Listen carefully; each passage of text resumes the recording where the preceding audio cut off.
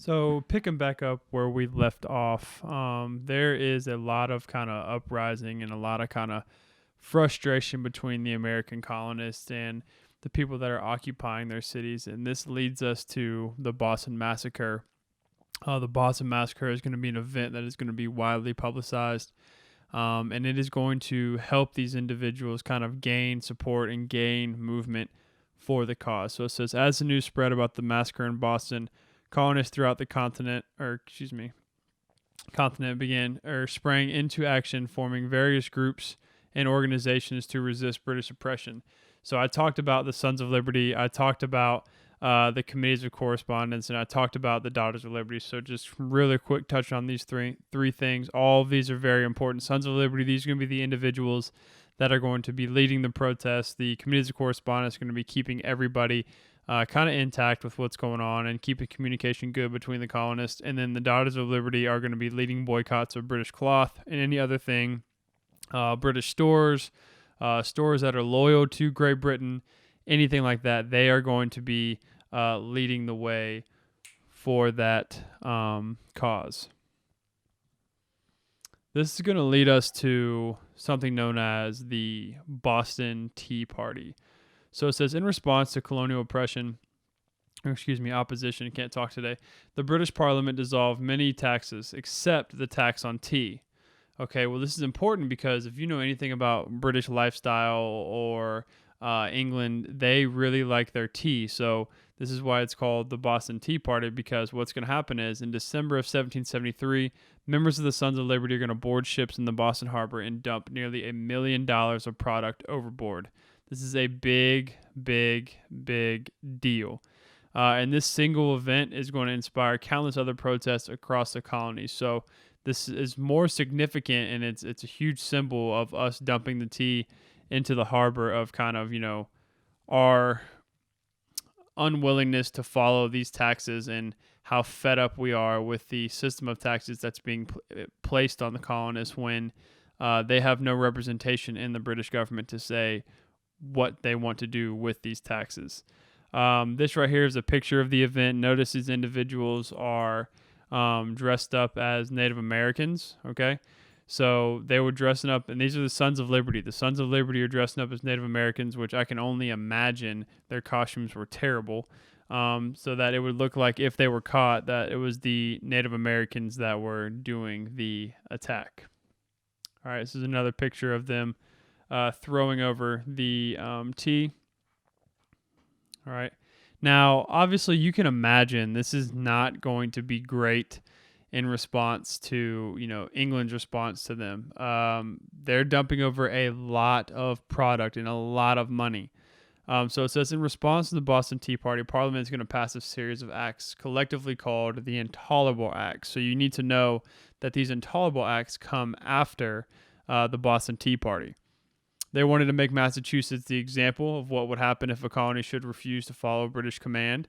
And the Intolerable Acts are going to include the Quartering Act, which is going to force colonists to house these British soldiers. And when they're housing them, that means they are living with them. And when they're living with them, they have access to anything that they want. If they want food, they can go in the cabinet and they can get it.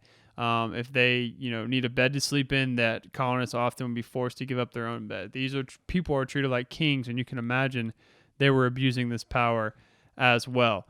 Furthermore, the king is going to close down the Boston Harbor and all trade that's going through it. Well, this is a big deal because these colonists rely on trade. If you remember our conversation on the economic importance of the New England colonies, trade is the number one thing.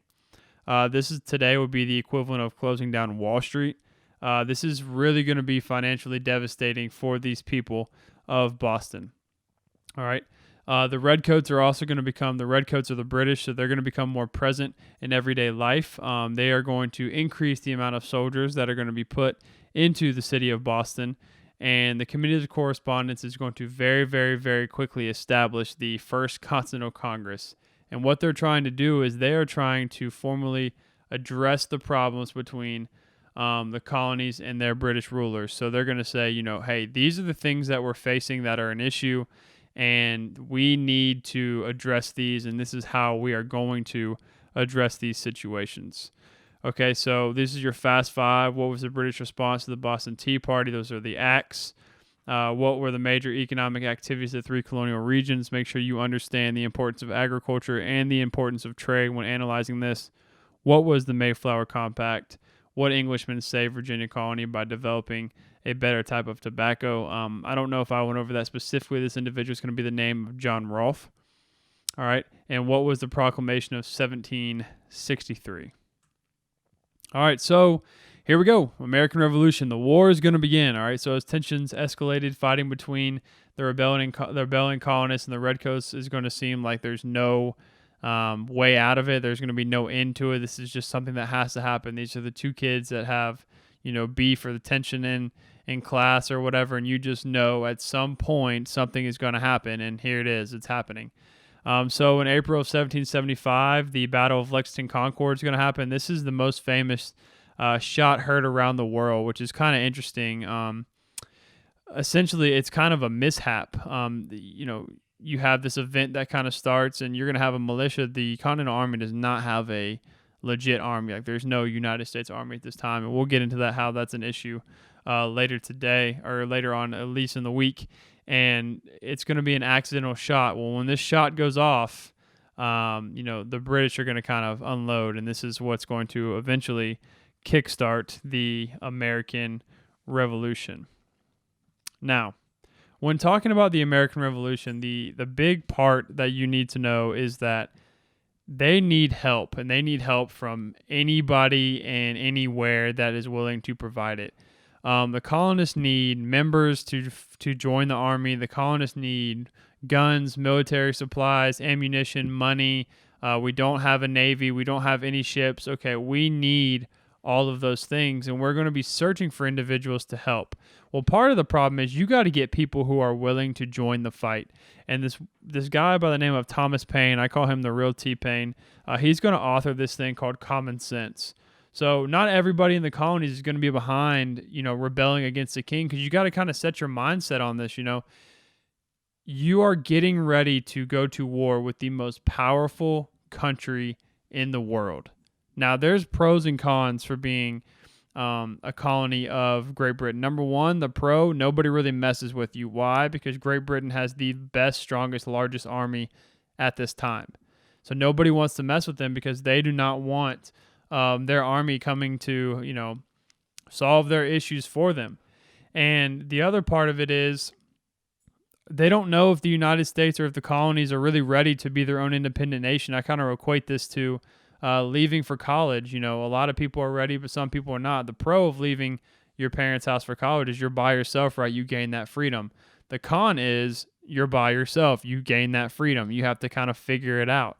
And they don't know if they're ready. So a lot of people are afraid that if they rebel, that the United States or the colonists are going to lose, and the punishment from Great Britain is going to be too severe. So you're going to have two groups that are going to start to emerge. The first group is going to be called the Patriots. Okay, these are the individuals that support independence. The second group, they are the Loyalists. They remain loyal to the king. Okay. So the idea of Thomas Paine, his Common Sense, is he is trying to rally more colonists over to the Patriot side. So he's going to anonymously publish Common Sense in early 1776. And why would he not put his name on it? Because technically what he is doing is he's encouraging treason, right? They're still owned by the British. It is very important that you kind of understand that we are not our own independent nation yet. Even after the Declaration of Independence comes out, you have to understand we're in the middle of a war. Okay, we're not independent just because that piece of paper is out. All right. So in Common Sense, Paine is going to present this argument that it makes common sense, or it makes sense to join the fight and to join the fight for supporting independence. And so at that time when Common Sense comes out, it is the largest circulation of book in any American history. So it is very, very popular. A lot of people are getting it. A lot of people are reading it. And we need to start getting these individuals on the same page if the colonists expect to be able to take down Britain. So the Continental Congress is going to plot, what is considered treason, because we are fighting against the mother country. So the public support of independence continued to swell thanks to common sense. This is having a huge impact. Relations between the colonies and England continued to strain financially and militarily. In the summer of 1776, the Second Continental Congress is going to happen in Philadelphia. And under the authorship of Thomas Jefferson, they issue something called the DOI, or the Declaration of Independence, on July 4th, 1776. Now, this Declaration of Independence, I need you all to kind of get your mind right for this. I'm going to make this the easiest way possible for you to understand what it is in kind of layman's terms. So the Declaration of Independence in my brain is the breakup text. It is that long text that either you get or you send out that is saying why you are breaking away from this person, okay? And with that, the Declaration of Independence is really going to do two things, okay? The first thing it's going to do, it's going to formally announce, the political severing of all ties between the colonies and Great Britain. So this is the part, hey, we're done. Okay, it's not working out. It's you, it's me, whatever you want to say, or it's not you, it's me, or whatever. This is that part. So number one, they're establishing we are done being underneath you. We are done being a part of England. Okay, the second thing it's going to lay out a series of grievances that the colonists had against the king. So after you say that you're breaking up, you're going to tell that person why, right? So, well, I hope you do. Well, they're going to do that. So they're going to say, why are we leaving the king? And they're going to explicitly explain, hey, we are leaving because you are doing X, Y, and Z. Okay, that is the Declaration of Independence. Now, once again, that is just declaring our independence. That does not mean that we are free to go and do as we please, okay? We still are fighting this war, and it's not going great for the colonists at that time. So it's very important that you understand that while the Declaration of Independence is important, it did not give us freedom from England, all right? We are still fighting that war. Now, the Declaration of Independence, and this is going to be the last thing that I touch on today, it comes from a bunch of different sources, but Thomas Jefferson is really going to look at this guy by the name of John Locke. Okay, yes, not necessarily John Locke of Lost, the TV show, but John Locke. He's a philosopher. He's an enlightened person who's an Enlightenment part of the Enlightenment period. Excuse me. He is going to really, really influence Jefferson. And Jefferson is going to rely on him and his views of kind of, I would say John Locke is before his time. All right. He's alive, 1632. So and he dies in 1704. So 70 some odd years, 72 years before the Declaration of Independence is even issued. All right. So what is it? Why is he so important? And what is he going to say? So John Locke is going to describe the natural state of human existence. All right. And he says these things. The first thing he said is that everyone is born with a natural right to defend his life, liberty, and property. Now, if we flash to the Declaration of Independence, Thomas Jefferson is not going to use life, liberty, and property. He's going to use life, liberty, and the pursuit of happiness. Why does he not use property? Because in the United States or in America or the colonists, whatever, we own slaves. So he understands that certain individuals are not going to have the ability to own property when he's writing this document.